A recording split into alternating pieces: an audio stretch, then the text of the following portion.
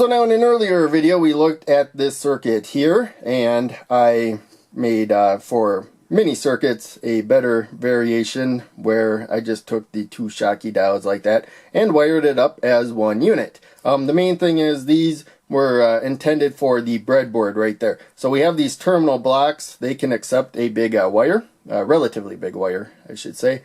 In the openings there you just screw it down to tighten it. But then the other end here, these terminals or whatever you would call them, they plug into the board pretty good. There's a space between them, but otherwise they plug into the board. Now you can plug a wire or a component in there and it will make a connection to one side or the other right there pretty nicely. So I made that circuit on the breadboard in an earlier video. We don't really care about this circuit too much other than the purpose of the diode OR gate right here is, so since these are power diodes, it would be power coming from one source or the other. And they're like rectifier diodes, so current can go more positive to negative that way for that one, or for this one, more positive to more negative that way right there. And like a rectifier diode, if one has a much higher voltage, we gotta stay below 45 volts across the diode though, but going the wrong way. But if one has a higher voltage, then it will not pump current into the other one because the Schottky diode prevents that. So it's like a rectifier diode, but the plus is that it blocks, drops less voltage I should say.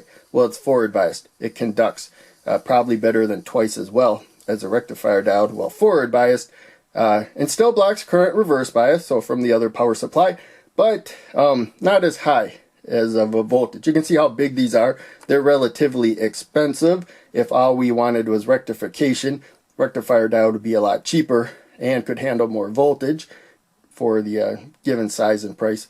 But these again have that lower forward voltage. That's the main reason why you use them. So we got the power supply. Doesn't matter what these power supplies are. For this particular load, you don't want to go much above 5 volts. That's the main thing there. They are not influencing each other though. Their grounds are connected just because that's a return path to the power supply that is providing power right there.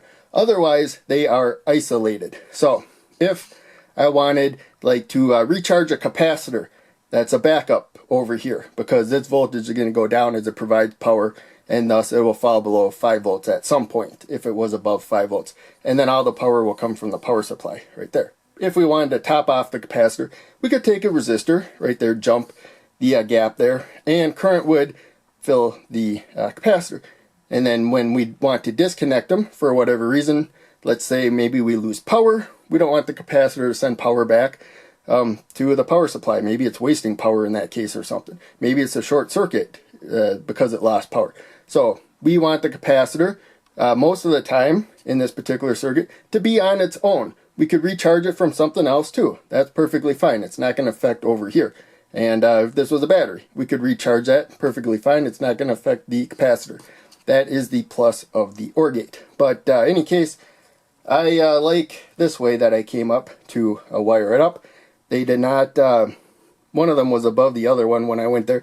When I squeezed it down, they spread out okay right there.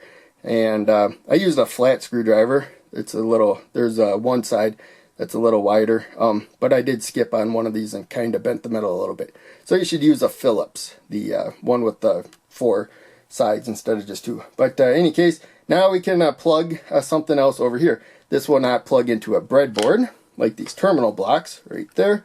That's why I did this setup earlier, even though this makes more sense right there. But we could still take a jumper or something, pretty much anything, and plug that into there, and then it could be much wider on this end, but you could still use a jumper like that, and actually that would be a supply one, so red would probably go over there. And then we'd attach the load there.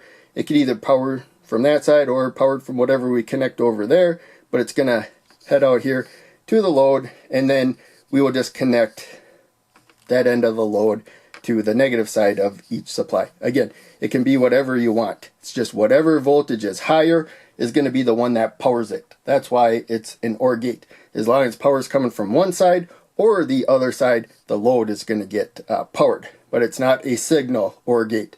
That usually means that if one has a signal or the other one has a signal, there's an output of the same signal not quite like that. Pretty much the output here basically depends on whichever power supply has the higher voltage. That will determine the output voltage. You just have that diode drop. So in any case, this video was a lot longer than it probably needed to be, but hopefully you still enjoyed. So I don't like that jumper there, I don't know why. The breadboard's kind of catching it, and so I'm going to actually ramble on a little bit more. There we go.